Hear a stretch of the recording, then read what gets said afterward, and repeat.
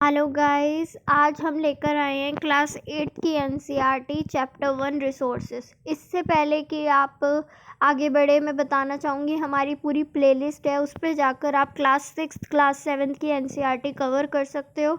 ऐसे ही पॉलिटी की भी आपको सीरीज़ मिलेगी, क्लास 6 क्लास 7 क्लास 8।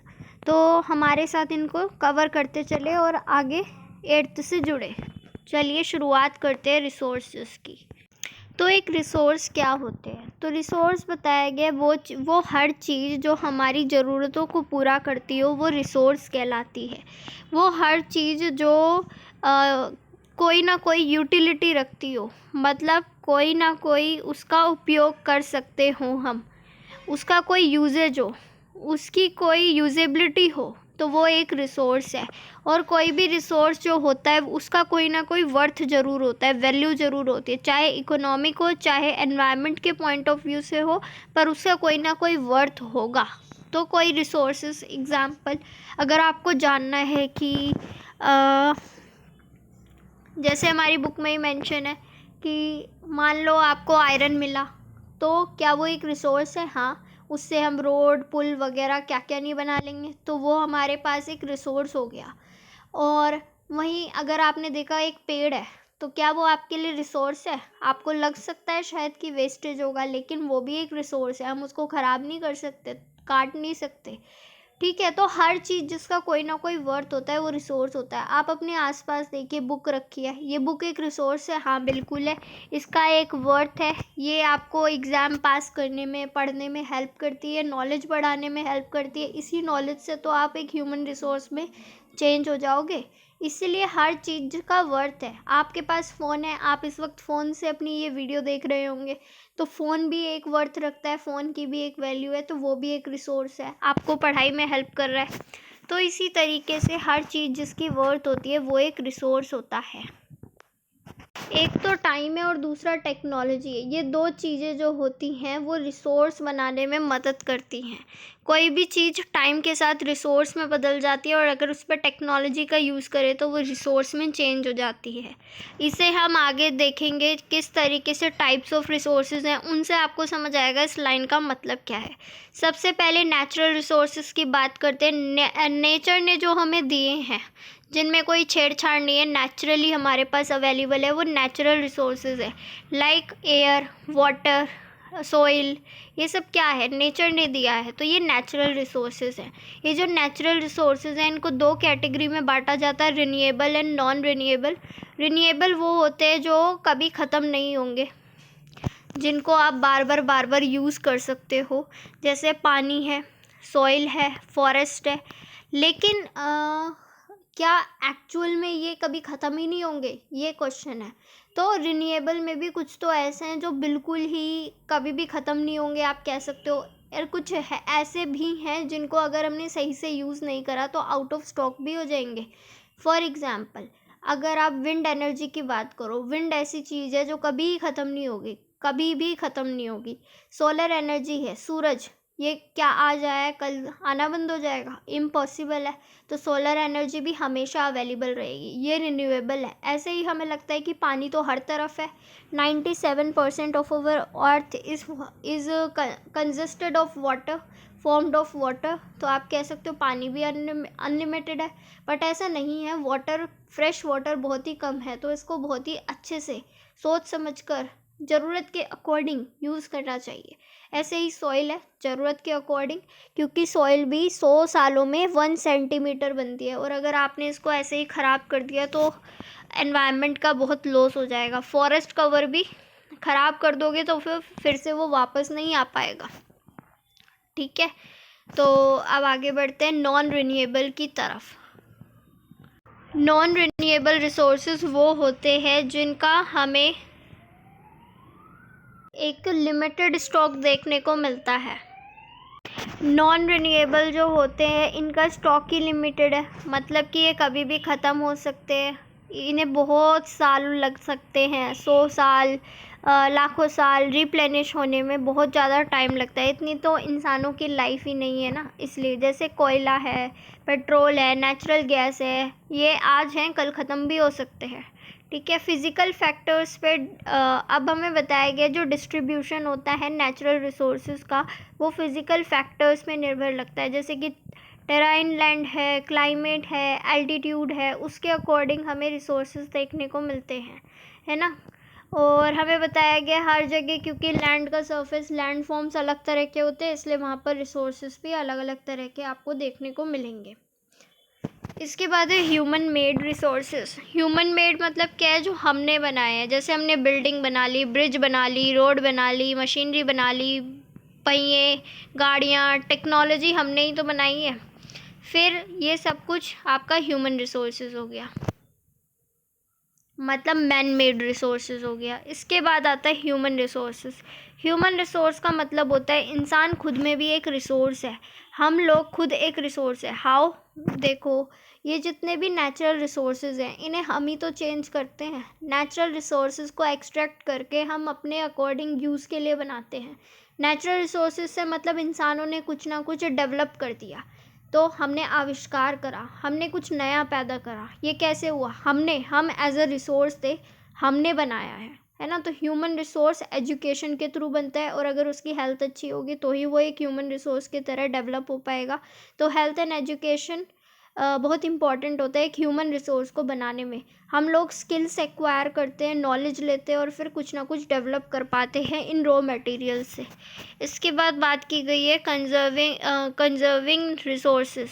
रिसोर्स का कंजर्व करना बहुत ज़्यादा इम्पॉर्टेंट है, बिकॉज हमारी आने वाली जो जनरेशन है उनके लिए भी हमें छोड़ना है। ऐसा नहीं है कि सब कुछ खुद ही खा जाओ, सब कुछ खुद ही कर लो, अनलिमिटेड यूज़ कर दो उस चीज़ का। कल को फिर हमारी अर्थ पे जो आने वाली जनरेशन है उनका क्या होगा, उनके बारे में भी सोचना है, अपने डेवलपमेंट के बारे में भी सोचना है। इसलिए सस्टेनेबल डेवलपमेंट करना है, मतलब ज़रूरत के हिसाब से यूज़ करना, अनलिमिटेड यूजेज छोड़ दो। ठीक है, तो जो हमारा रिसोर्स कंजर्वेशन की बात की गई है, आपको सारे रिन्यूएबल रिसोर्सेज जो है वो सस्टेनेबल है। जितने भी रिन्यूएबल रिसोर्सेज है उनका सस्टेनेबल यूज़ करो। जितनी भी डाइवर्सिटी है हमारे लाइफ की, उनको बचा कर रखो। जो डैमेज है नेचुरल एनवायरमेंटल सिस्टम को, उसे कम से कम करो। जैसे हम बॉक्स में भी पढ़ सकते हैं, सस्टेनेबल डेवलपमेंट के लिए आपको रिस्पेक्ट करनी पड़ती है सभी लाइफ फॉर्म्स की। सिर्फ आप ही नहीं हो अर्थ पे, और भी लाइफ फॉर्म्स है, लाइक ट्रीज़ हैं, लाइक एनिमल्स हैं, उनकी भी रिस्पेक्ट करो। और अपनी लाइफ में क्वालिटी लेकर आओ, ना कि क्वांटिटी। अगर क्वांटिटी लाओगे तो अनलिमिटेड यूजेज में लगे रहोगे, लेकिन अगर क्वालिटी लाओगे ह्यूमन लाइफ में तो आप लिमिटेड यूज़ करोगे और ज़रूरत का ही यूज़ करोगे, नीड्स को पूरा करोगे, ना कि वांट्स को पूरा करोगे। फिर है conserve the earth vitality and diversity. हमारी अर्थ जो है उसको बचाने की ज़रूरत है, उसकी डाइवर्सिटी को प्रोटेक्ट करने की ज़रूरत है। जो डिप्लीशन हो रहा है रिसोर्सेज का, उनको कम से कम करने की ज़रूरत है। रिसोर्सेज के डिप्लीशन को कम से कम करने की ज़रूरत है। ठीक है, इसके बाद है पर्सनल एटीट्यूड बदलने की ज़रूरत है एनवायरनमेंट के प्रति, क्योंकि हम सोचते हैं अरे फ्री का है, यूज़ कर लो। ये चीज़ फ्री की नहीं है, इसे बनने में लाखों साल लग गए हैं, अरबों साल लगे हैं, तब जाके हमें ये चीज़ मिल रही है। और अगर हम इसे ख़राब कर देंगे तो आने वाली जनरेशन को तो ये पता नहीं कब ही मिलेगा, इंसान ऐसे ही मर जाएंगे। और कम्युनिटीज़ को अवेयर करना कि भाई अपने समाज के बारे में सोचो, अपनी आने वाली जनरेशन के बारे में सोचो, अपनी अर्थ के बारे में सोचो। हमारे पास बस एक ही अर्थ है, तो सबको अवेयर करना। इसके बाद देखो, रिसोर्सेज में बच्चे बता रहे हैं किस तरीके से आप प्रोटेक्ट कर सकते हो, कंजर्व कर सकते हो। पानी को खुला ना छोड़े, बिजली को ऐसे ही यूज़ ना करे। सस्टेनेबल डेवलपमेंट क्या होता है, आई होप समझ आया होगा, तो बॉक्स में भी देख लो। रिसोर्सेज का यूज़ ध्यान से करना, ज़रूरत को पूरा करना, ताकि भविष्य की जनरेशन भी अपनी ज़रूरतें पूरी कर सके। इस तरीके से आपको अपनी ज़रूरतें पूरी करनी है। ह्यूमन रिसोर्स क्या होता है? ह्यूमन रिसोर्स होता है स्किल्स को एक्वायर कर लेना, और अगर इंसान स्किल एक्वायर करेगा, नॉलेजेबल होगा, तो वो फिज़िकल मटेरियल को किसी ना किसी यूज़फुल रिसोर्स में चेंज कर सकता है। जैसे हम देखते हैं ना, आयरन मिला, तो आयरन का यूज़ क्या करा, इंसान ने अपनी स्किल्स एक्वायर करके आयरन को डेवलप कर लिया। आयरन से उसने पुल वगैरह बनाना, आयरन स्टील डेवलप करना, ये सब स्टार्ट कर दिया था। पहले कोई चीज़ मिली, उसको किस तरीके से इंसान ने एक बड़ी सी चीज़ में बदला। फॉर एग्ज़ाम्पल रॉक थी, रॉक मिली, रॉक रहने दो, मतलब कोई भी प्राकृतिक चीज़ आपको मिली, मिट्टी मिली, मिट्टी का आपने क्या करा, आपने सोचा भाई खेती कर सकते हैं, कृषि कर सकते हैं, एग्रीकल्चर कर लेते हैं इस पे, है ना। मिट्टी का यूज़ आपने प्लांटेशन करने में करना स्टार्ट कर दिया। आपने देखा कि ये ट्रीज़ है, ट्रीज़ का यूज़ आपने और बेटर तरीके से करा कि चलो ट्रीज़ को और बढ़ाएंगे और ग्रो करेंगे, इसके सीड्स, जो फ्रूट्स खाएंगे उसके सीड्स यूज़ कर लेंगे। आपको जो भी चीज़ मिली है ना, उसको आपने चेंज करा है, तो आप एक ह्यूमन रिसोर्स कहलाओगे। स्टॉक ऑफ रिसोर्स मतलब किसी रिसोर्स का कितनी मात्रा अभी वर्तमान में अवेलेबल है हमारे यूज़ के लिए।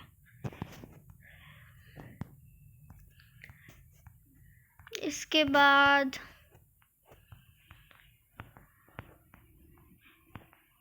टेक्नोलॉजी क्या होता है। टेक्नोलॉजी का मतलब है एप्लीकेशन ऑफ लेटेस्ट नॉलेज, जो वर्तमान में लेटेस्ट आपके पास जानकारी है उसका यूज़ करना, लेटेस्ट स्किल का यूज़ करना चीज़ों को बनाने के लिए, ठीक है। फिर इसके बाद है पेटेंट। पेटेंट का मतलब होता है किसी चीज़ पे अपना अधिकार बताना कि ये मेरा ही राइट है क्योंकि मैंने इसकी खोज करी थी या मैंने इसको बनाया, तो इस पे मेरा अधिकार होगा, पेटेंट। एक बार ये फ़ोटो भी देख लो ह्यूमन रिसोर्स के बारे में, जैसे कि किसानों की फसल ख़राब हो रही है या फिर कम हो रही है, तो फिर ये एक साइंटिस्ट है, उन्होंने देखा क्रॉप्स ख़राब हो रही है सूखे के कारण, तो क्या मैं इसका सॉल्यूशन निकाल सकती हूँ, तो उन्होंने सॉल्यूशन निकाला भी।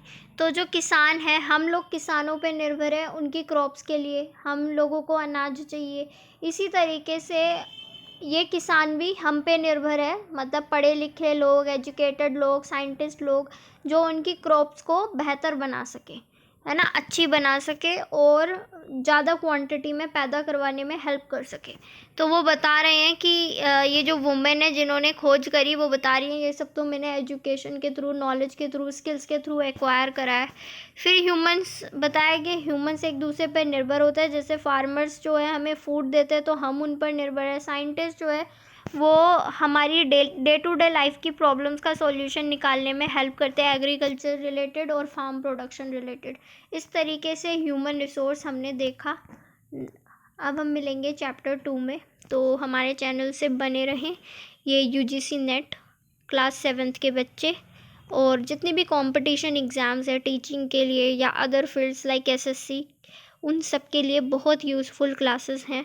हमेशा कोई भी एग्ज़ाम देने से पहले हमें बेसिक्स पढ़ना ज़रूरी होता है। एनसीईआरटीज़ आर दैट बेसिक जो आपको किसी भी कंपटीशन एग्ज़ाम्स को क्लियर करने में हेल्प करेगी। और क्लास 7th के बच्चे तो इसे ज़रूर देखें, उन्हें तो बहुत ही ज़्यादा फ़ायदा होगा, बिल्कुल बेसिक से समझाया जाता है। तो please follow, share, subscribe. Thank you so much.